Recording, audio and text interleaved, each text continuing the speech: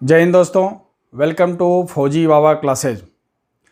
आज हम जिस चैप्टर को लेकर के आए हैं उस चैप्टर का नाम है टाइम एंड वर्क।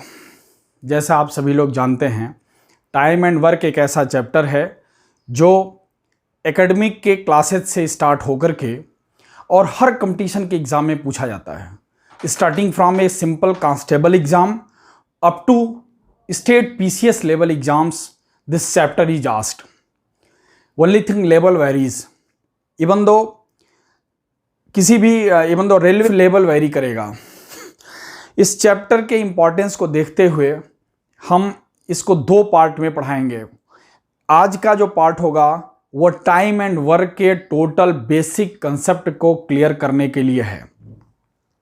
नेक्स्ट जो पार्ट हम लेकर के आएंगे उसमें टाइम एंड वर्क का एडवांस वर्जन लेके आएंगे। उसमें ऐसे क्वेश्चंस को लेके आएंगे जो आजकल बैंकिंग के मेंस, SSC के टायर 2 और SSC CPO वगैरह के मेंस एग्जाम में पूछे जाते हैं, जिनका लेवल थोड़ा सा ऊपर होता है, बट वो लेवल नहीं है, क्योंकि आज जब आपका कंसेप्ट क्लियर हो जाएगा तो वो लेवल आपके सामने कहीं टिकने वाला नहीं है। इस चैप्टर के इंपॉर्टेंस को देखते हुए आप क्वेश्चंस पर नहीं, मैं आपको बार बार कहता हूं, आप कई जगह से वीडियोस आप देखते होंगे, चैप्टर्स को पढ़ते होंगे, अगर आपसे सवाल नहीं हो रहा है आपकी गलती नहीं है। इसका मतलब उस चैप्टर के बेसिक कंसेप्ट को जिसने आपको पढ़ाया क्लियर नहीं किया। अगर किसी भी चीज़ के सीक्रेट या उसके रहस्य को आप समझ जाते हैं तो उस सीक्रेसी से जो बिल्डिंग बनेगी उस बिल्डिंग का हर राज आपको पता होगा। तो इस वीडियो के माध्यम से आप टाइम एंड वर्क के बेसिक कंसेप्ट को थारोली क्लियर करिए और उसके बाद आप क्वेश्चन अटेम्प्ट करिए। आपका डेफिनेटली क्वेश्चन सॉल्व होगा और आपको बेनिफिट होगा। आइए इस चैप्टर के बेसिक कंसेप्ट को समझते हैं। देखिए, अगर मैं आपसे कहूं कि मैं किसी काम को 10 दिन में कर सकता हूं और आप उस काम को 20 दिन में कर सकते हैं, तो इसका सीधा साधा जो मतलब होता है वो मतलब ये होता है कि मैं जल्दी काम कर पा रहा हूँ, मतलब हमारी क्षमता आपसे ज़्यादा है, और आप ज़्यादा दिन में काम कर रहे हैं, मतलब आपकी क्षमता मेरे से कम है। इसको अब मैथमेटिकली समझने की कोशिश करते हैं इस बात को।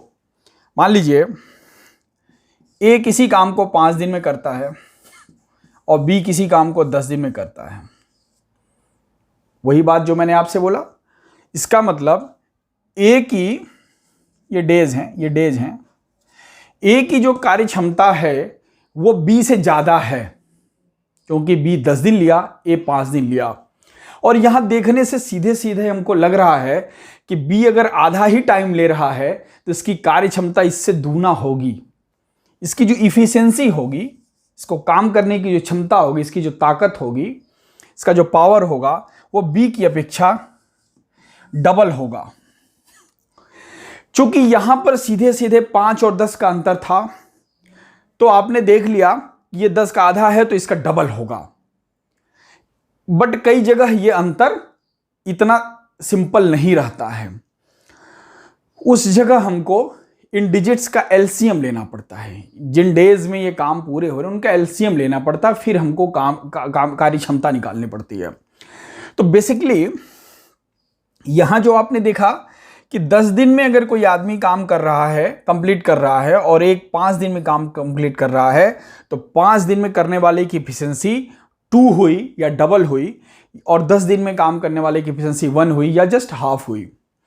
बेसिकली पूरा टाइम एंड वर्क का चैप्टर इन्हीं दो चीजों के बीच में घूमता रहता है। ये हो गया आपका डेज, ये हो गई एफिशिएंसी। आप ये बताइए, अगर 2 की एफिशिएंसी से कोई 5 दिन काम करेगा तो टोटल कितना दिन लगेगा? 10 दिन लगेगा काम करने में, 10 यूनिट काम होगा। 1 की एफिशिएंसी से 10 डेज काम करेगा तो कितना काम करेगा? 10 यूनिट काम करेगा। यही तो 10 है। तो बेसिकली ये जो आपकी एफिशिएंसी है और ये जो टाइम है, हम दोनों को मल्टीप्लाई करते हैं तो टोटल वर्क हमको प्राप्त हो जाता है।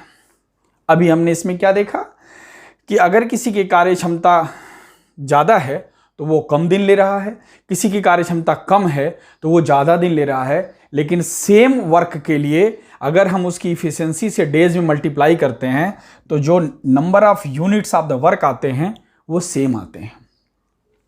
आइए इसको और एडवांस में सीखते हैं।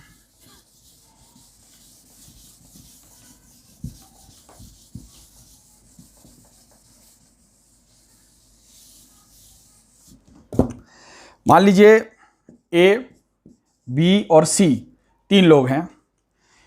ए किसी काम को 12 दिन में, बी किसी काम को 16 दिन में और सी किसी काम को 8 दिन में करता है। तो पहले क्वेश्चन में चूंकि आप 5 और 10 था, सीधे आपने देख लिया 5 10 का आधा है तो इफिशियंसी डबल हो गई, वहां आपके लिए आसान हो गया। यहां पर आपको करना क्या पड़ता है, यही कंपैरिजन करने के लिए उस क्वेश्चन में आपने क्या किया था, ए और बी की कार्य क्षमता या इफिशियंसी का आपने कंपैरिजन किया था। यह हमको जानना पड़ेगा कि कौन किससे कितना ज्यादा कार्य करने वाला है, तभी हम टोटल यूनिट ऑफ वर्क निकाल पाते हैं। तो यहां हम क्या देख रहे हैं, ए 12 दिन में काम कर रहा है, बी 16 दिन में, सी 8 दिन में। तो इनके हम कार्य क्षमता का कंपैरिजन अगर करना चाहें, अगर ये 12 नहीं होता तो यहां भी तो हम 16 8 में समझ जाते हैं कि ये डबल कर रहा है मतलब एफिशिएंसी आधा है, ये आधे टाइम में कर रहा है मतलब एफिशिएंसी डबल है। बट यहाँ 12 होने से एग्जैक्ट हम नहीं अभी निकाल पाएंगे, तो हम इसके लिए क्या करते हैं, इनका हम एलसीएम निकालते हैं। इसका एलसीएम आप निकालेंगे तो तरीके से आप एलसीएम फास्ट निकाल सकते हैं। अब देखिए आपकी जब आपका जब एलसीएम 48 आ गया, इससे आपको इनके इफिशियंसी का रेशियो मिलेगा जो 5 और 10 दिन में कार्य करने के दौरान पिछले क्वेश्चन में एक झटके में आपको दिख गया था 1:2:1, लेकिन यहां पर वो एक झटका न दिख करके आपको नंबर ऑफ डेज का जब एलसीएम आपने निकाला उसके साथ में आपको निकालना पड़ेगा। तो ये 12 डेज, 16 डेज और 8 डेज का जब आपने एलसीएम निकाला तो 48 आया।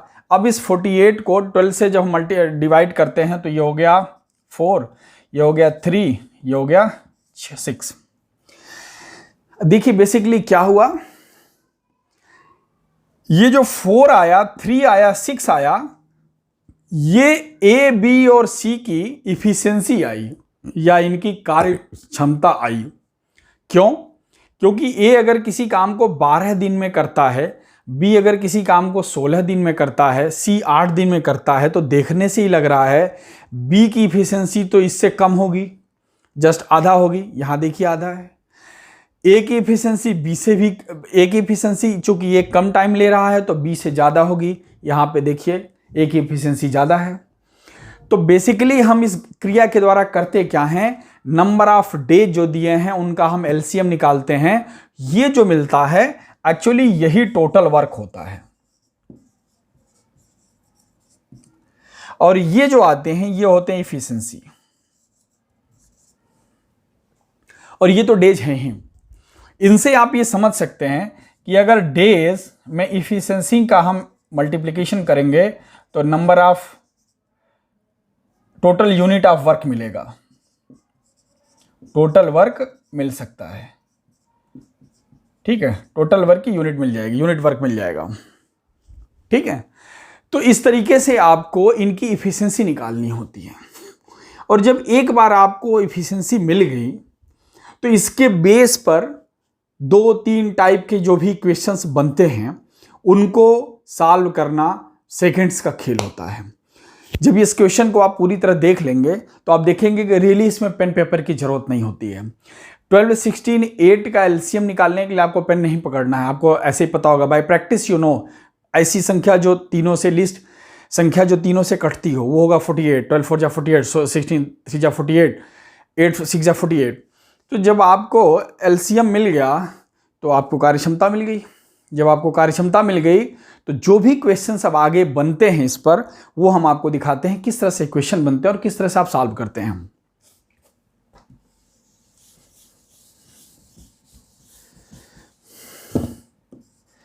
कि टोटल वर्क 48 हो गया। अब आपसे एग्जामिनर जनरली क्या पूछेगा, जो इसमें मोस्ट बेसिक क्वेश्चन जो फंडामेंटल क्वेश्चन बनता है वो एग्जामिनर यही पूछते हैं। ए किसी काम को 12 दिन में, बी किसी काम को 16 दिन में, कई बार तो सी भी नहीं रहेगा, 2 ही रहेंगे, आराम से हम रहेंगे।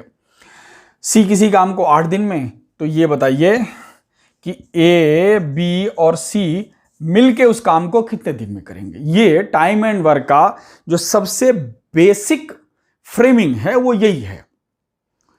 अगर वो 1 नंबर का बेसिक क्वेश्चन पूछना चाहेगा तो यही पूछेगा, इससे और कोई बेसिक क्वेश्चन नहीं होता है। तो इसमें होता क्या है आप देख लीजिए। ए जब अलग कर रहा था तो उसकी कार्यक्षमता 4 थी, हमने उसका पावर निकाल लिया, इफिशियंसी निकाल ली कि वो कितने ताकत है उसको काम करने की। बी की इफिशियंसी हमने निकाल ली, सी की भी इफिशियंसी हमने निकाल ली। लेकिन अब क्वेश्चन ने ये नहीं बोला कि अलग अलग कर रहा है, क्वेश्चन बोला कि ये तीनों अगर एक साथ मिल के काम करना एक ही दिन से शुरू करें तो ये जो 12, 16, 8 अलग अलग रहे थे, तो अब तीनों के मिलने से कितने दिन में काम खत्म हो जाएगा। अच्छा, काम कितना है, ये है काम आपका। ये जो आपने एलसीएम निकाला है ना तीनों दिनों का, वो यही टोटल वर्क है। This is total work. तो आप क्या करेंगे, इस टोटल वर्क को आपसे क्वेश्चन में जो कहा जा रहा है वो करिए। क्वेश्चन कह रहा है कि ए, बी और सी तीनों मिलकर कितने दिन में करेंगे, तो ए, बी और सी 4, 3, 7, 6, 13 ये होगी इफिशियंसी। हमने तीनों की इफिशियंसी यहां पर जोड़ दी। ए, बी और सी तीनों मिलकर काम करेंगे तो ए की ताकत, बी की ताकत, सी की ताकत, जो इनकी इफिशियंसी है पर डे उतनी मिलके काम करेगी ना, तो पर डे 13 यूनिट का काम कर लेंगे वो। ये अलग अलग कर रहे थे तो 4, 3 और 6 कर रहे थे। तो पर डे अगर 13 यूनिट का काम हो रहा है, टोटल काम हमको 48 करना है। 48/13 नंबर ऑफ डेज में ये तीनों मिलके काम खत्म कर लेंगे। इससे आपको कोई मतलब नहीं कि फ्रैक्शन हो रहा है कि नहीं हो रहा है, डिवाइड हो रहा है कि नहीं हो रहा है। डिजिट पर मत जाइए, कंसेप्ट पे जाइए। इसमें अब क्या वेरिएशन हो सकते हैं क्वेश्चंस में, यहां तक शायद आपको क्लियर हो गया होगा। आपने नंबर ऑफ डेज का एलसीएम निकाल लिया, उस एलसीएम को जब आप डिवाइड करेंगे तो ये इफिशियंसी मिलेगी। This is efficiency, this is efficiency. ठीक है, ये जो इफिशियंसी मिलेगी आपको, इस इफिशियंसी के बेस पे ही पूरा क्वेश्चन आपका फ्रेम होता है। आज बेसिक कंसेप्ट है, आज बेसिक कंसेप्ट को समझिए, फिर क्वेश्चन लेके आएंगे, आपका सारा डाउट क्लियर हो जाएगा। जैसे जैसे मैं आपको डेवलप करता जा रहा हूं उसी तरह से अपने माइंड को क्वेश्चन के साथ में ग्रूम करिए। अब एग्जामिनर ने एक चीज बोला कि नहीं भाई, हम अलग अलग तो ये कर रहे हैं, बट हम एक्सपेरिमेंट ये करना एक बात सोचना चाहते हैं, एक अंदाजा लगाना चाहते हैं कि अगर ए और बी सिर्फ मिलके काम करें तो कितने दिन में कर पाएंगे। कोई बात नहीं, काम तो उतना ही होगा ना। अगर एक बिल्डिंग बनाना है तो बिल्डिंग तो पूरा ठेका लिया है तो पूरा आपको बनाना ही पड़ेगा। ये बिल्डिंग तो 48 यूनिट की है, ये तो करना ही है। ए अकेले करेगा तो 12 दिन लेगा, सी अकेले करेगा तो 8 दिन लेगा, बी अकेले 16 दिन। लेकिन अब एक कंडीशन दिया गया कि सी छुट्टी चला गया, ए और बी अकेले मिलके काम कर रहे हैं, तो ठीक है। ए और बी की क्या क्षमता है, ए की क्षमता 4, बी की क्षमता 3, 4, 3, 7, तो 48/7 नंबर ऑफ डेज में ये दोनों मिलके करेंगे। एग्जामिनर अगर आपसे कहता है नहीं बी और सी मिलके, ए से हम नहीं काम लेना चाहते, बी एस सी के से मिलके कितना करेंगे, टोटल वर्क उतना ही रहेगा 48। बी की कार्यक्षमता 3, सी की कार्यक्षमता 6, 6, 3, 9, 48/9 नंबर ऑफ डेज में ये काम खत्म कर लेंगे। मैंने ऐसा कोई परफेक्ट डिजिट नहीं चुना है जो कट जाए, आपको इससे मतलब भी नहीं होना चाहिए, वो that is a childish matter. आप कंसेप्ट को समझिए। इस तरीके से आपका क्वेश्चन बनता है। अब देखिए इसमें एक और फ्रेमिंग क्या हो सकती है। हमने देखा पहला क्वेश्चन ये हो सकता है ए इतना दिन में, बी इतना दिन में, सी इतना दिन में, ए बी सी और सी मिलके कितना दिन में। तो हमने ए बी और सी तीनों की इफिशियंसी निकाली। मैंने आपको पहले बताया और फिर बता रहा हूं, पूरा चैप्टर इफिशियंसी और टोटल वर्क, क्वेश्चन को देखते ही यही दो चीज आपको फाइंड करनी होती है। ये दो चीज अगर आपने फाइंड कर ली, क्वेश्चंस में जो कुछ भी पूछा जाएगा very easily and very promptly you will be able to reply. तो क्वेश्चन देखते ही आपकी जैसे दृष्टि होती है ना, आपकी दृष्टि उस पर पड़नी चाहिए कि मुझे ये कहां मिलेगा, एफिशिएंसी किधर लिखी है। अगर उसने वर्क दे दिया, टोटल वर्क दे दिया है, वेल एंड गुड। उसने डेज दे दिया है, हम उससे टोटल वर्क निकालेंगे और उसमें एफिशिएंसी निकालेंगे डिवाइड करके। तो इस तरह से आपको जो चाहिए वो कहां से मिलेगा उस पर आप ध्यान दीजिए। क्वेश्चंस में फ्रेमिंग कैसे भी होने दो, हम अपने काम की चीज निकालेंगे जिसमें से हमारा रस निकल पाएगा। अब देखिए, अगर एग्जामिनर इसमें एक और ऑप्शन लगा दे, नहीं, वो ये कहता है, चलिए एक छोटे सवाल से समझ देते हैं, एक सवाल को चेंज कर देते हैं, दूसरा सवाल ले लेते हैं। छोटे सवाल से समझिए, ए किसी काम को 4 डेज में और बी किसी काम को 16 डेज में करता है। तो क्वेश्चन देखते ही पहला काम आपका होता है टोटल वर्क फाइंड आउट करना। टोटल वर्क इनके एलसीएम से मिलेगा। एलसीएम है 4 और 1, इनकी इफिशिएंसी हो गई 4 और 1, ये हो गई इफिशिएंसी, ये हो गया टोटल वर्क, ये हो गया डेज। मिल गया। सिंपल से एक बेसिक छोटे क्वेश्चन से अपनी बात को समझने की कोशिश करिए। अगर इस कंडीशन में मैं आपसे बोलूं ए अलग से काम करेगा तो 4 दिन, बी अलग से करेगा तो 16 दिन, ठीक है, लेकिन ए और बी दोनों मिलके करें तो क्या करेंगे हम? टोटल वर्क आपका 16 है, ए की एफिशिएंसी 4, बी की 1, 4 1 5, ये आपने कर लिया, जो कि पहले क्वेश्चन में भी आपने देखा था। लेकिन नहीं, एग्जामिनर कहता है कि ये कंडीशन ऐसे नहीं है। कंडीशन एग्जामिनर कहता है कि अल्टरनेट वर्क कर रहे हैं, एक दिन एक ए कर रहा है प्लस बी कर रहा है, फिर ए कर रहा है प्लस बी कर रहा है, फिर ऐसे ऐसे करते हुए काम हो रहा है। तो ये इसको बोलते हैं अल्टरनेट वर्क क्वेश्चन। इसमें क्या हो रहा है कि ए बी दोनों एक साथ काम नहीं कर रहे हैं। फर्स्ट डे ए काम करेगा, सेकेंड डे बी करेगा, फिर ए करेगा, फिर बी करेगा, इस तरह से काम होगा। तो इस तरह से जब काम होता है तो फर्स्ट डे, मान लीजिए फर्स्ट डे है, फर्स्ट डे ए कितना काम करेगा? 4 यूनिट, और सेकेंड डे कौन काम करेगा? बी काम करेगा। सेकेंड डे बी काम करेगा 1 यूनिट। तो ए और बी का 2 दिन का जो एक सेट बना या पेयर बना, उस 2 दिन के पेयर में 5 यूनिट काम हुआ, ठीक है। 5 यूनिट काम करने में A and B have taken 2 days और 2 सेट ऑफ डेज। 2 दिन का काम लिया आपने, 2 दिन में 5 यूनिट काम किया, करना था आपको 16। आप देखिए, 2 दिन में 5, फिर 5 यूनिट आप करेंगे तो 2 + 2 4 डेज हो गया, 10 यूनिट काम हो गया। फिर एक और 5 यूनिट आप काम करेंगे, फिर 2 दिन लगेगा तो आपका 15 यूनिट काम हो गया। अभी भी 1 यूनिट काम बाकी रह गया। 15 यूनिट काम आपने कर लिया, कितना यूनिट काम बाकी रह गया? 1 यूनिट काम बाकी रह गया। अब जब काम हो रहा था तो अल्टरनेट हो रहा था, पहले दिन ए, दूसरे दिन बी, फिर पहले दिन ए, फिर दूसरे दिन बी। तो यहां ए बी काम किया, यहां ए बी काम किया, यहां ए बी काम किया। ए और बी के 3 पेयर कंप्लीट काम कर लिए और 3 × 5 = 15 यूनिट काम उन्होंने कर लिया। अब देखिए, 15 यूनिट जब काम कर लिया तो कितना यूनिट काम बचा? 1 यूनिट काम बचा। अब किसका टर्न है काम करने का?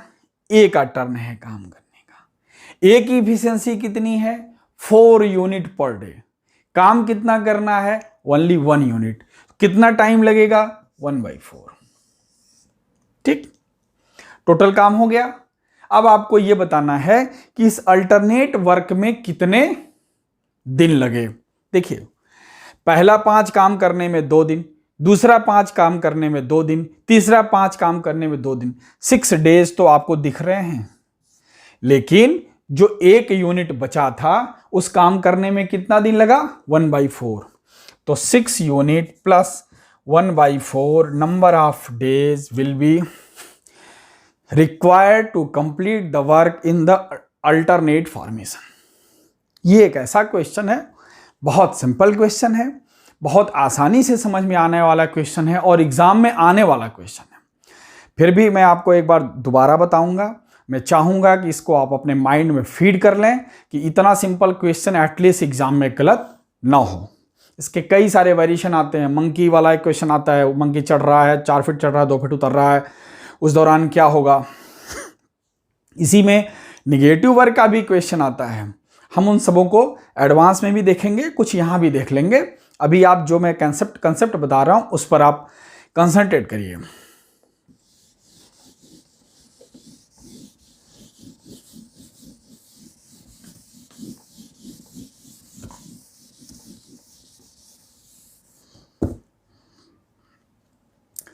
ए, बी और सी 3 आदमी हैं। ए किसी काम को 5 दिन में, बी किसी काम को 10 दिन में, सी किसी काम को 15 दिन में करता है। बहुत सिंपल से बेसिक से समझिए। ए किसी काम को 5, बी 10, सी 15 है। क्वेश्चन देखते ही मैंने क्या बताया, टोटल वर्क फाइंड करना है। एलसीएम लेंगे हम, एलसीएम आएगा 30। एलसीएम वो संख्या जो तीनों से कटे है। इसकी एफिशिएंसी आ गई 6, इसकी आ गई 3, इसकी आ गई 2। ये एफिशिएंसी होता है ना। टोटल वर्क को नंबर ऑफ डेज से डिवाइड करते हैं, एफिशिएंसी मिल गई। फिर जो पहले मैंने क्वेश्चन दिखाया हूं उसको भी दिखाऊंगा और आगे भी बताऊंगा कैसे कैसे क्वेश्चन में अल्ट्रेशन होता है। अब यहां पर 3 आदमी हैं। अगर ये बोले कि तीनों मिलकर कितने दिन में काम करेंगे तो बहुत आसानी से आप टोटल वर्क 30 है और तीनों की मिलकर एफिशिएंसी कितनी हुई 6 + 3 9 to 11। This much number of days में तीनों मिलकर काम खत्म कर देंगे। लेकिन अगर एग्जामिनर इसमें कुछ और चेंजेस चाहता है, फिर वही वो बात कहता है कि अल्टरनेट काम करते हैं। पहले ए करेगा, फिर बी करेगा, फिर सी करेगा। पहले मतलब फर्स्ट डे पहले दिन, सेकंड डे दूसरे दिन, थर्ड डे तीसरे दिन। तो एक दिन ए करेगा, दूसरे दिन बी करेगा, तीसरे दिन सी करेगा। लेकिन जब 3 दिन हो जाएगा तब तो ए और बी और सी का एक सेट या एक पेयर तैयार होगा उनके काम को जोड़ने का। तो 3 दिन में जब इनका काम हो पाएगा तो 1 सेट ऑफ डेज तैयार होंगे। तो देखिए टोटल वर्क 30 है। अब काम करना इन्होंने शुरू किया। पहले दिन 6 यूनिट किया ए ने, दूसरे दिन 3 यूनिट किया बी ने, तीसरे दिन 2 यूनिट किया। 6 + 3 9 to 11। टोटल वर्क है 30। क्या 11 से मैं 3 × 33 कर सकता हूं? ऐसा नहीं कर सकता हूं ना, उससे ज्यादा तो आप नहीं कर पाएंगे ना। तो आप क्या करेंगे, इस 30 में 11 से वहां तक पहुंचिए जो इजी मल्टीपल आपका पहुंच पा रहा हो। 11 2 × 22 होता है ना, तो 22 काम तक तो करने में कोई विवाद नहीं है। मतलब कि 1 number of set of days में 11 यूनिट आप काम कर पाए। लेकिन आप फिर देखिए कि ये एक दिन नहीं है। एक दिन ए ने किया, फिर बी ने किया, फिर सी ने किया। 3 दिन मिलके 11 काम हो रहा है। 1 सेट में 11 काम हो रहा है। 1 set contains 3 number of days. पहले क्वेश्चन में 2 ही वर्कर थे तो 2 नंबर ऑफ डेज, मतलब 11 यूनिट आप कर पा रहे हैं 3 दिन में। 11 या 33 ज्यादा हो जाएगा तो उससे पहले वाले पर हम जाएंगे। तो 11 दूना 22, तो 22 यूनिट तक का तो काम आप आसानी से कर लेंगे। 3 डेज यहां पे लगा, 3 नंबर ऑफ डेज यहां पे लग के टोटल 6 डेज में 22 यूनिट तक का काम आपका हो गया। टोटल करना कितना था 30 यूनिट, बचा कितना 8 यूनिट। अच्छा, जब आप पहले ही क्वेश्चन में पढ़ चुके हैं कि ये अल्टरनेट वर्क वाला मामला है, पहले ए करेगा, फिर बी करेगा, फिर सी करेगा, तो ये बताइए ए प्लस बी प्लस सी एक सेट, फिर ए प्लस फिर बी फिर सी दूसरा सेट। अब इसके बाद नंबर किसका है? A B C A B C A B C, मान लीजिए ज्यादा वर्क होता, फिर नंबर किसका है? सी के बाद ए का नंबर है। काम बचा 8 और ए की इफिशियंसी कितनी है 6, तो 1 दिन और लेगा ए और 6 काम और कर लेगा। ठीक है, चूंकि आपने शर्त रख लिया है, दिया है पहले ही कि 2 मिलकर नहीं कर सकते हैं, जिसका नंबर आएगा वही करेगा। तो जब ए का नंबर आया, ए ने अपनी क्षमता के अनुसार 6 यूनिट काम कर लिया, लेकिन काम अभी भी बचा रह गया। अब कितना बचा रह गया? 22 और 6 28 बचा, 2 यूनिट काम बचा रह गया। इस 2 यूनिट को कौन करेगा? अब नंबर ए के बाद बी का है। इस 2 यूनिट के काम को बी करेगा। बी कैसे करेगा? बी अपने ताकत से करेगा। कितनी ताकत है बी की? 3 है ताकत। तो यह 3 की ताकत से बी इस काम को करेगा। तो 2 यूनिट का काम 3 की ताकत से 2/3 नंबर ऑफ डेज में करेगा। क्या हुआ? पहला सेट 3 दिन का एक था, दूसरा सेट 3 दिन का एक था, 6 दिन। फिर 6 यूनिट वाला काम करने में ए को 1 दिन और लगे थे। 3 3 6 1 7 दिन पूरा हो गया, और 2/3 नंबर ऑफ डेज जो ये 2 यूनिट का काम बचा रह गया था सी के द्वारा किया गया। ये टोटल नंबर ऑफ डेज है जब ये अल्टरनेट काम करते हैं एक दिन छोड़ के। इस क्वेश्चंस को देखिए, वीडियो को रिपीट करके देखिए, कंसेप्ट को क्लियर कर लीजिए। यह क्वेश्चन आपके एग्जाम का क्वेश्चन है। Whichever next exam you are going to appear, you will get such type of questions definitely in your question paper, and that you should make sure that 1 mark is with you by seeing this video and practicing some questions. आप अगर इस concept को समझ लेंगे तो जो next मैं practice video लाऊंगा क्वेश्चंस के साथ में, उसमें आपको कोई दिक्कत नहीं आएगी। और मैं अगर कहीं आपका हल्का फुल्का डाउट भी है तो उसको और मैं एक्सप्लेन कर दूंगा। पहले जिस तरीके से मैं इस कंसेप्ट को बिल्डअप कर रहा हूं उसी तरीके से आप सोचिए और उसी तरीके से समझिए। देखिए, अब इसमें एक बात और आ सकती है जो मैंने आपको पहले बोला कि इसमें 2-3 वेरिएशंस आ जाते हैं। क्वेश्चंस एग्जामिनर उन वेरिएशंस को लेकर के चलता है। इसी क्वेश्चंस के बेस पर उस सारे वेरिएशंस को हम देख लेंगे, कोई बड़ी भारी चीज नहीं है। इन्हीं वेरिएशंस को हम देखते रहेंगे। आप इन डिजिट पर ना जाइए, इस क्वेश्चन के कंसेप्ट को देखिए कैसे क्वेश्चन डेवलप हो रहा है। क्वेश्चन वही था, ए 5 दिन, 20 10 दिन, सी 15 दिन। अभी मैं बहुत स्लो पेस पे, बहुत स्लो मोशन में और रिपीट एंड रिपीट करके, मेरा प्रिंसिपल है कि revise and repeat is the one of the most favourite secret in my life and E line. देखिए, आप मैं इसकी जो सेकेंड वेरिएशन की बात कर रहा हूं वो क्या है आप समझिए। सेम क्वेश्चन वही है। पहले क्वेश्चन में मैंने बोला कि ए फिर बी काम कर रहा है, फिर सी कर रहा है, अल्टरनेट काम कर रहे हैं। अभी मैंने क्वेश्चन को बदला, मैंने ये बोला कि पहले बी काम करेगा, पहले दिन काम करने बी आएगा, ए बीमार है, पहले दिन काम करने बी आएगा, सेकेंड डे काम करने ए आएगा, और थर्ड डे काम करने सी आएगा। इस तरीके से काम करना है और अल्टरनेट काम ही करना है। जब पहले दिन बी आया, दूसरे दिन ए आया और सी आया, तो इसके बाद फिर बी का टर्न आएगा, फिर ए का आएगा, फिर सी का आएगा, like this it will keep on. तो आप ऐसे सोचिए कि टोटल वर्क के हिसाब से तो कोई अंतर नहीं पड़ा, लेकिन चूंकि मैं अल्टरनेट काम ले रहा हूं तो अल्टरनेट काम में फर्क पड़ेगा। अल्टरनेट काम में बचा हुआ जो काम होता है उसमें किसका टर्न आ रहा है यह बात प्रभावित करेगी। मेरे पास 10 यूनिट काम बचा है और आज टर्न एक कमजोर मजदूर का है, और मेरे पास 10 यूनिट काम बचा है, आज टर्न एक ताकतवर मजदूर का है, वो 2 घंटे में करके काम खत्म कर देगा। तो यहां पे फर्क पड़ता है।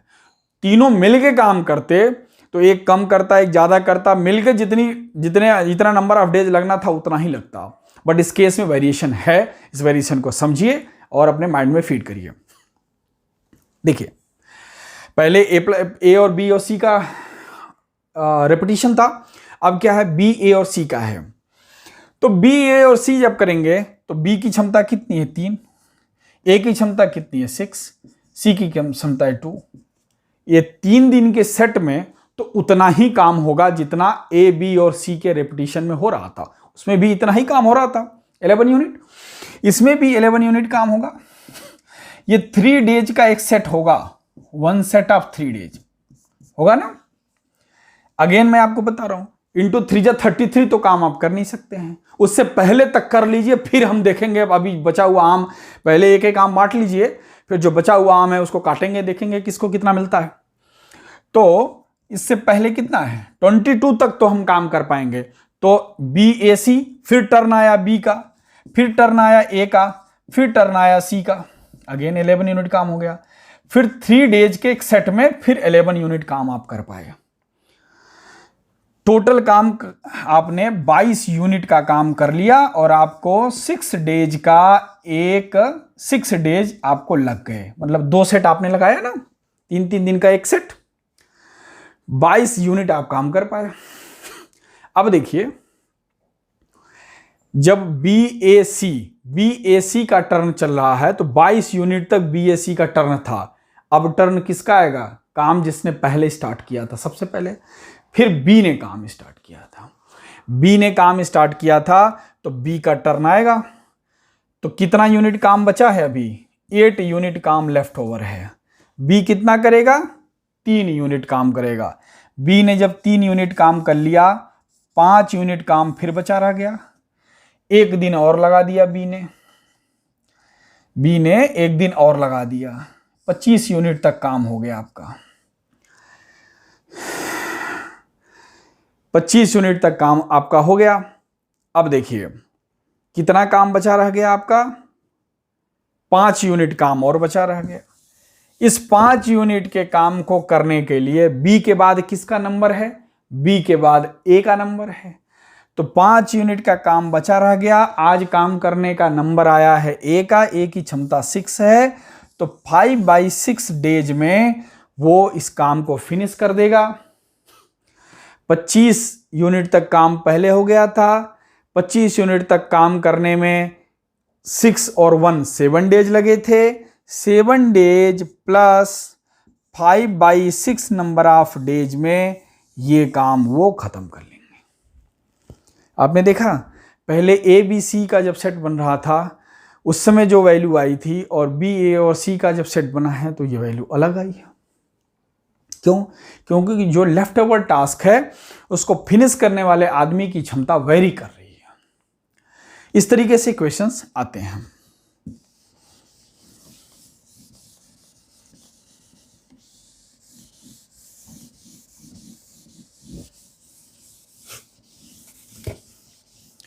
इस एक बेसिक क्वेश्चंस के माध्यम से मैं आपको कई सारे वेरिएशन सिखा दूंगा, सब समझ जाएंगे आप। देखिए, फिर एग्जामिनर का मन किया या मालिक का मन किया, नहीं भाई कल टाइल्स लगाना है, टाइल्स वाला काम A नहीं करता C करता है, तो कल तुम आ जाना। उसने कहा कि पहले A करेगा, फिर पहले C करेगा, फिर A करेगा, फिर B करेगा। बोला हम इस तरीके से काम करवाएंगे क्योंकि इसका काम बड़ा जरूरी था, आज पहले दिन इसको आने दो। कुछ नहीं, जब आपने कंसेप्ट समझ लिया है, आपके लिए कुछ नहीं है।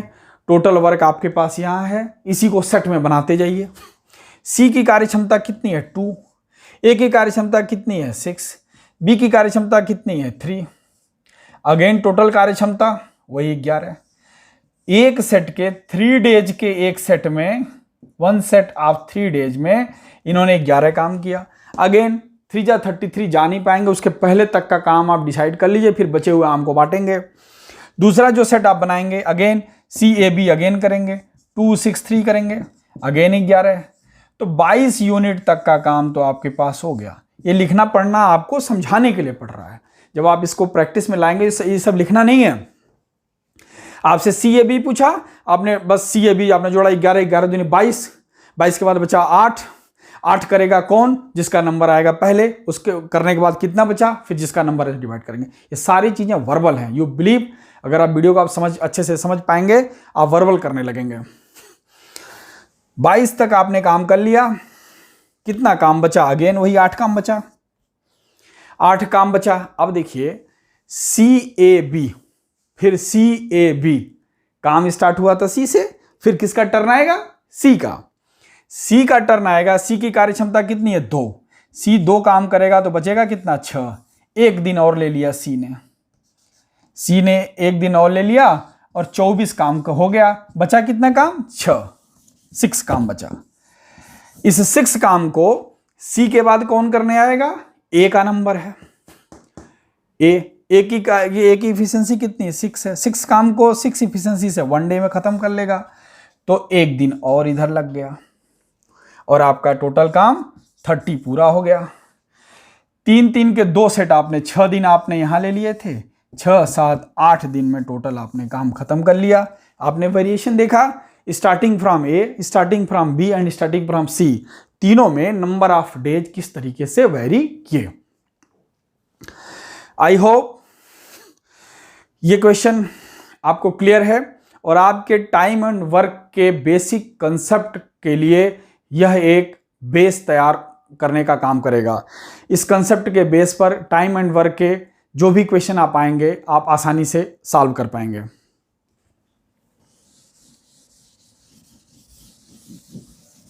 अब आइए इसके नेक्स्ट वेरिएशन पर देखते हैं कि इसमें और क्या वेरिएशन आता है। अभी आपने देखा तीनों मिलके अगर काम करें तो तीनों की एफिशिएंसी से आपने डिवाइड किया, अल्टरनेट काम किया तो आपने अल्टरनेट काम करके सेट बना के डिवाइड किया। अब एक क्वेश्चन इस तरह से बनता है कि ए ने 2 दिन काम किया और उसने काम छोड़ दिया। ए बी सी तीनों वर्कर थे, तीनों की एफिशिएंसी इतनी थी, हमने तीनों की एफिशिएंसी लिख ली। अब क्वेश्चन कह रहा है कि ए ने 2 दिन काम किया, 2 दिन बाद वो चला गया या बीमार पड़ गया, तो बचे हुए काम को कौन वर्कर बचा है? बीओसी बचा है। बीओसी कितने दिन में करेंगे? मैं इसी नाते कहता हूं कि टाइम एंड वर्क मैथ है ही नहीं, ये तो खेल है। आप खुद ही बताइए, do you require pen paper for this? ये 2 दिन काम करके चला गया है, ए की इफिशिएंसी कितनी? 6 है कि नहीं है? 2 दिन में कितना काम वो करेगा? 12 यूनिट काम किया होगा कि नहीं किया होगा? 12 यूनिट अगर वो काम किया होगा, ये उस कंडीशन की बात है जब सिर्फ ए काम किया था, बी सी नहीं आए थे। 12 यूनिट काम किया था तो टोटल 30 में से 12 तो वो करके चला गया ना, बचा 18 यूनिट काम बचा है भाई। ए ने 2 दिन काम किया, 6 उसकी एफिशिएंसी थी, तो 12 काम वो कर गया। टोटल भवन में से 30 कमरे थे उस बिल्डिंग में, उसमें से 12 कमरे वो बना के चला गया। बचा कितना? 18 कमरे बच गए। अब इस 18 कमरे को कौन बनाने के लिए आया है? बीसी आए हैं, उनकी कार्य क्षमता हमारे पास है। वो दोनों जब मिल के काम करते हैं तो 3, 2, 5 कमरे एक दिन में बनाएंगे। 18/5 ये हो गया, 5 3 15, 3/5 इतना नंबर ऑफ डेज तो बी और सी लेंगे। ए ने 2 दिन और लिया था। एग्जामिनर अगर आपसे ध्यान से क्वेश्चन को पढ़िए, एग्जामिनर कहता है अगर कि बी और सी बचे काम को कितने दिन में करते हैं तो ये है। अगर एग्जामिनर कहता है कि इस भवन को बनाने में टोटल कितने दिन लगे हैं तो ए 2 दिन काम किया और बी और सी इतना दिन काम किए, दोनों को जोड़ दीजिए। एग्जामिनर पूछता है कि अगर ए ने कितना काम किया है तो 2 दिन में आप बता दीजिए, वो 6 दूनी 12 काम किया है इसने। इस तरीके से जब आप ये बेसिक प्लॉटिंग समझ जाएंगे तो इस पर जिस तरीके से क्वेश्चन को घुमाया जाएगा बहुत आसानी से आप घूम जाएंगे। एक ये जो टाइप होता है कि ये 2 दिन काम करके लेफ्ट वाला, पहले 2 दिन काम करके आफ्टर 2 दिन काम करके छोड़ गया। दूसरा जो इसमें एक अल्टरेशन आता है क्वेश्चन में, वो क्या है देखिए।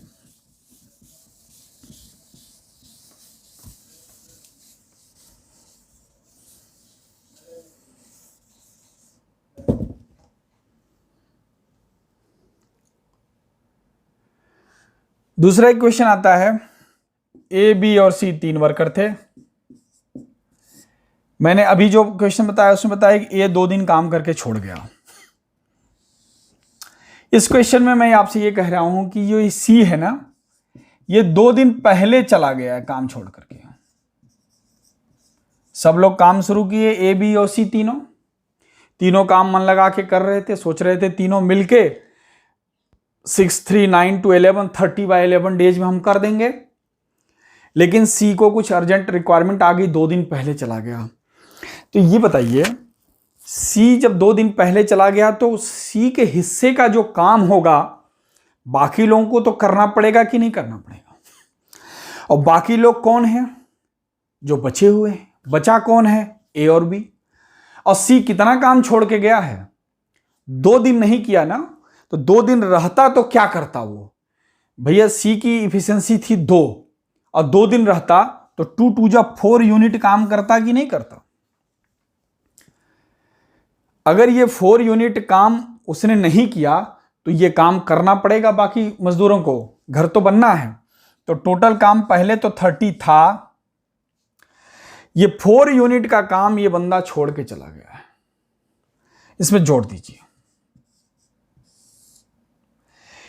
अब ये जो टोटल काम था इसके चले जाने की वजह से ये काम गया बढ़, क्योंकि वो दोनों बंदे, ये जो इफिशियंसी 30 हमने निकाला था ये इस कंडीशन में था जब तीनों बंदे काम कर रहे थे। ये टोटल वर्क हमने निकाला था। अब एक बंदा नहीं रहने से वो बढ़ गया मामला। तो अब ये इस बचे हुए काम को कौन मिलके करेगा? इस बचे हुए काम को मिलके करेंगे ए और बी। ए और बी की इफिशियंसी कितनी है? 6, 3 और 9। तो 34/9 नंबर ऑफ डेज में ये जो काम होगा वो खत्म हो पाएगा। इस तरीके से 2-3 टाइप की फ्रेमिंग होती है। एक में ए पहले छोड़ के चला गया, ए 2 दिन काम करके चला गया। दूसरे क्वेश्चन में सी 2 दिन पहले चला गया। तो जब 2 दिन पहले चला गया उसके काम को टोटल वर्क में जोड़ दीजिए। और अगर कोई 2 दिन करके जाता है तो वो जितना काम उसने कर लिया वह काम तो और लोगों के द्वारा नहीं करना पड़ेगा ना, तो उतने काम को टोटल वर्क में से माइनस कर लीजिए कि अब इतना ही बचा है करने के लिए। जब उतना ही काम बचा है करने के लिए तो उतने काम को जो बचे हुए वर्कर हैं उनकी इफिशियंसी से डिवाइड कर लीजिए। ये टाइम एंड वर्क के जो बेसिक क्वेश्चंस हैं उनकी फ्रेमिंग है। अब इसमें जब हम इसका एडवांस वीडियो लेके आएंगे इसमें और भी वर्जन आते हैं। पहले दिन ए और बी ने काम किया, दूसरे दिन बी और सी ने काम किया, तीसरे दिन सी और ए ने काम किया, तो उसका सेट बनाते हैं हम। उसका जब सेट बनाते हैं उस सेट को कैसे बनाते हैं वो आप देखिएगा, बहुत इजीली आप सेट बना लेंगे जब ये कंडीशंस वेरी करता है। आइए अब एक निगेटिव वर्क का इसमें कंसेप्ट आता है। इसी कंसेप्ट के बेस पर पाइप एंड सिस्टर्न का भी टॉपिक है। Pipe and cistern basically time and work का ही एक पार्ट है, जिसमें हम निगेटिव वर्क को एक टैप के माध्यम से समझते हैं कि वो टैप खुला है, वो पानी गिरा दे रहा, that is negative work.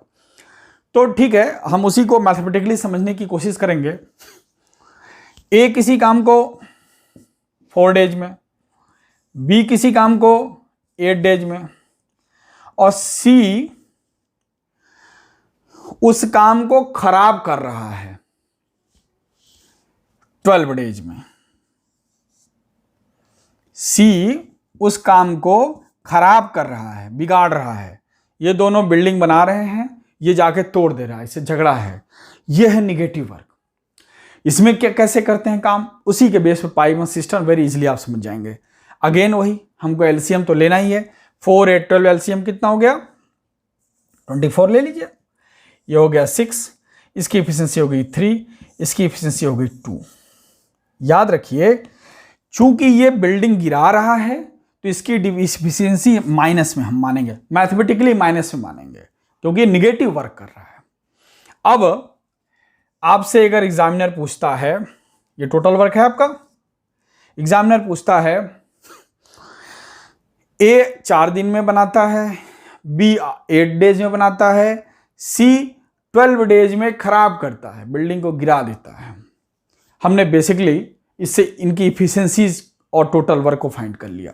Total work efficiency मिल गई। जो क्वेश्चन आने दीजिए उस तरीके से हम अपने को मोल्ड कर लेंगे।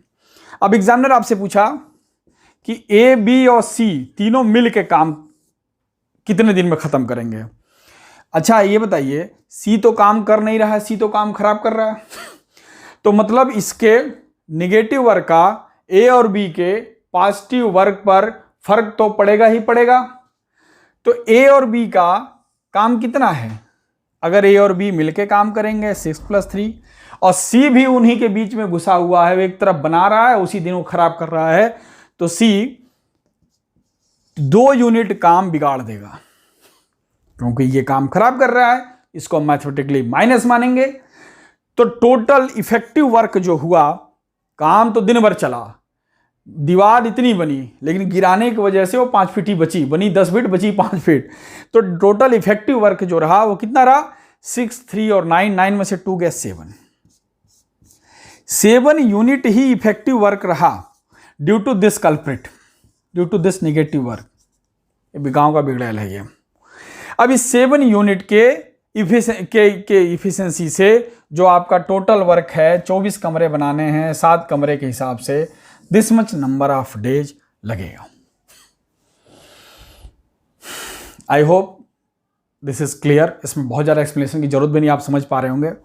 जब नेगेटिव वर्क आता है तो उसको हम माइनस कर लेते हैं। इसी तरीके से पाइप सिस्टम में सवाल पूछे जाते हैं कि टैप ए 4 घंटे में, टैप बी 8 घंटे में, उसके बॉटम में एक टैप लगा है वो 12 घंटे में टंकी को खाली कर दे रहा है। इसी पर सवाल आते हैं कि अगर तीनों को एक साथ खोल दिया जाए, 2 टोटी पानी भर रहा है, 1 टोटी पानी गिरा रहा है, तो टंकी तो भरनी पड़ेगी भैया, भले उसमें छेद है, टंकी तो पानी तो चाहिए। तो तीनों मिला के, इस तरीके से तीनों मिला के थोड़ा ज़्यादा टाइम लगेगा, लेकिन टंकी इस तरह से भरेगी। इसी से उस टंकी की कैपेसिटी भी हम निकाल पाते हैं। अगर हमको इस ड्रेन पाइप की या ड्रेन टैंक की या इस ड्रेन टैप की इफिशिएंसी या कार्य क्षमता मिल जाए कि ये 2 यूनिट पर घंटा लीक कर रहा है और इसको लीक करने में 10 घंटे लग रहे हैं, इससे हम उस टैंक की क्षमता निकाल सकते हैं। तो अगर आप ये जो आधारभूत संरचना, फंडामेंटल स्ट्रक्चर जो मैंने इसका बनाया, वो आप समझ पाएंगे, तो आपके लिए time and work advance questions भी कठिन नहीं है। इसमें कोई और वेरिएशन आने दीजिए, बी और सी मिलके, ए और सी मिलके। तो इस तरीके से टाइम एंड वर्क के बेसिक कंसेप्ट को हमने समझने की कोशिश की। आई होप आपको क्लियर होगा। वीडियो को 1-2 बार रिवाइंड करके आप देख लेंगे, जो बचा हुआ डाउट है वो भी क्लियर हो जाएगा। और जो वेरी सून में जो इसका एडवांस टॉपिक लाऊंगा, उस एडवांस टॉपिक में आपके बचे हुए जब सवालों के माध्यम से आप कोई चीज़ कर, देखिए पहले जब हम प्रिंसिपल पढ़ते हैं तो प्रिंसिपल हमको बड़ा अजनबी सा लगता है।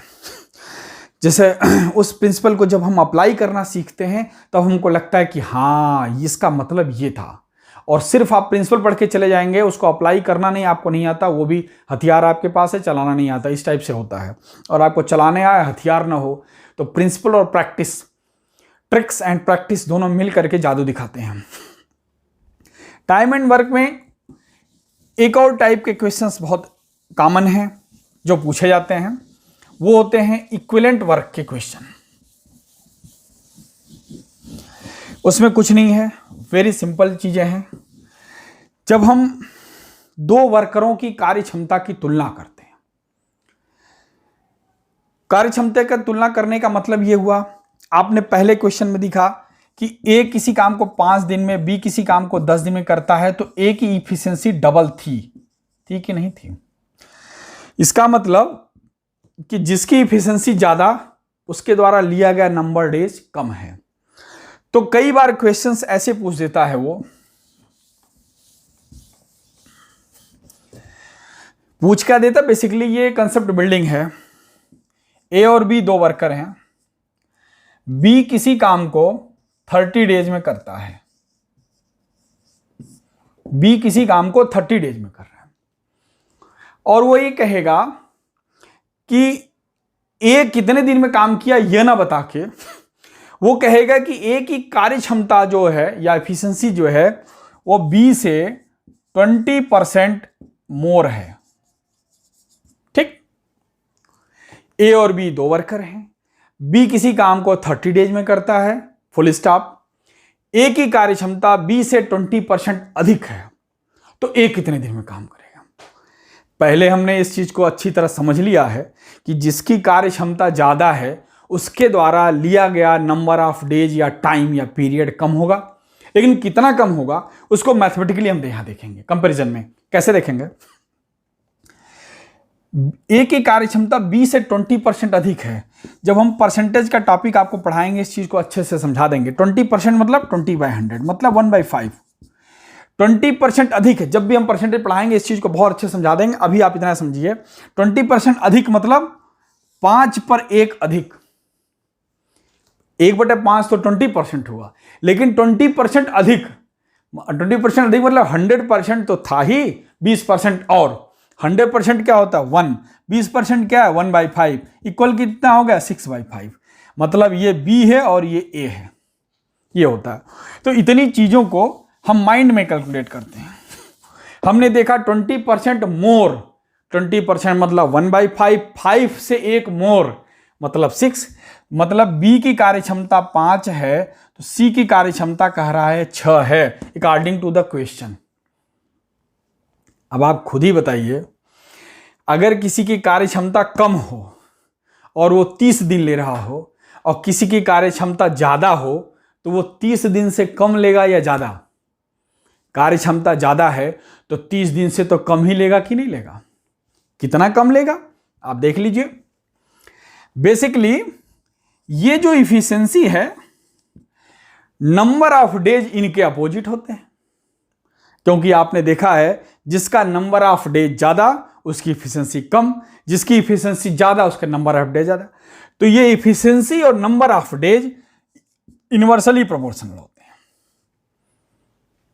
ठीक है, एक तरीका ये है, दूसरा तरीका एक और भी है, इनवर्सली प्रोपोर्शनल होते हैं।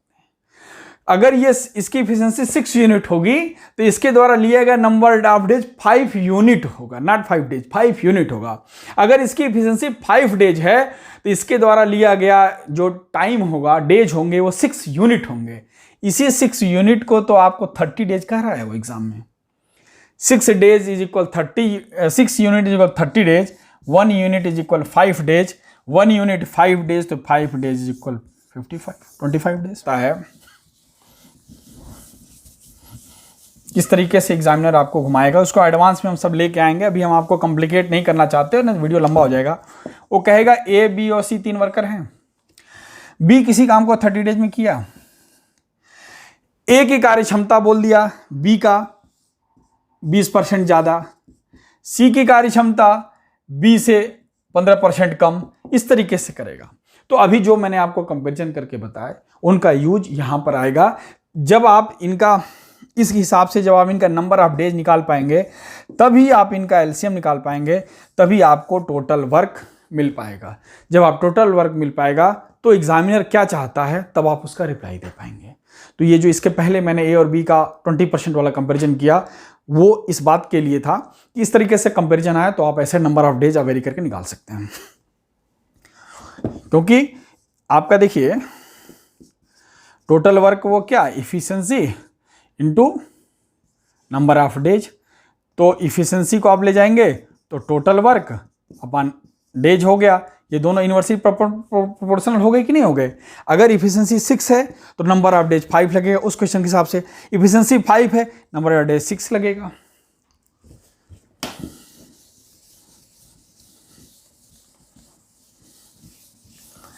टाइम एंड वर्क का एक और जो मैं आपको अभी बता रहा था, जस्ट इक्वेशन बीच में आ गया। मैन, वुमेन, चिल्ड्रन कभी काम कर रहे हों तो दो ग्रुप ऑफ वर्कर्स है। एक ग्रुप में कुछ बच्चे औरत काम कर रहे हैं, दूसरे बच्चे में कुछ ग्रुप बच्चे औरत काम कर रहे हैं। वो अलग टाइम ले रहे हैं, लेकिन जो टोटल वर्क है, एक बिल्डिंग बराबर उनको ही बनानी है, सरकारी बिल्डिंग उनकी भी है, उनकी भी उतनी बराबर सरकारी बिल्डिंग है, लेकिन उनके द्वारा जो काम किया जा रहा है उनकी क्षमताओं में अंतर है।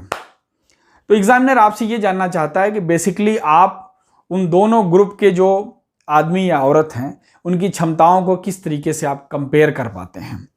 तो इसके लिए आपको कुछ करना नहीं है, आपको याद रखना है M1 D1 upon W1, M2 D2 upon W2। इसमें और भी लगा दीजिए, टाइम वाइम भी लगा दीजिए, T1 लगा दीजिए, जो भी टाइम वाइम लगा दीजिए। ये बेसिकली क्या है, M1 number of days, number of worker, ठीक है, T1 नंबर ऑफ डेज, कई बार वो घंटे में अगर कन्वर्ट कर दे रहा है क्वेश्चन में, 5 दिन प्रति घंटा, प्रतिदिन 5 घंटा के हिसाब से कई बार तो कॉमनली 5 डेज दिया, कई बार बोला 5 दिन 8 घंटा प्रतिदिन के हिसाब से। That time you have to multiply this 8 hours also. तो एक सेट ऑफ वर्कर के द्वारा लिया गया जो ये काम है, टोटल काम चूंकि समान है तो दूसरे सेट के वर्कर के द्वारा भी ये जो डिवीजन होगा ये समान होगा। इसी को हम मैथ में M1D1 upon W1 is equal M2D2 upon WT2 बोलते हैं। इसका यूज बेसिकली कहां पे आता है, हमसे वो ये कहेगा 5 men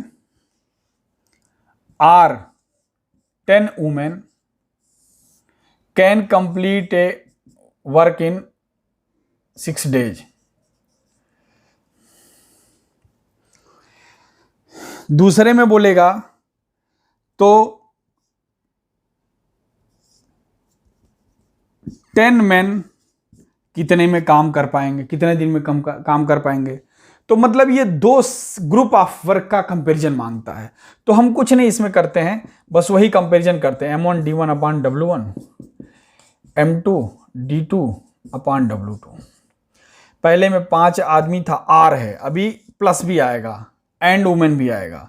5 men D1 10 दिन में इन्होंने काम किया, 6 डेज में काम किया। W1 टोटल काम 1 था, दूसरे में 10 आदमी हैं, कितना दिन लेंगे, 1 काम है, कंपैरिजन कर लीजिए 3 दिन।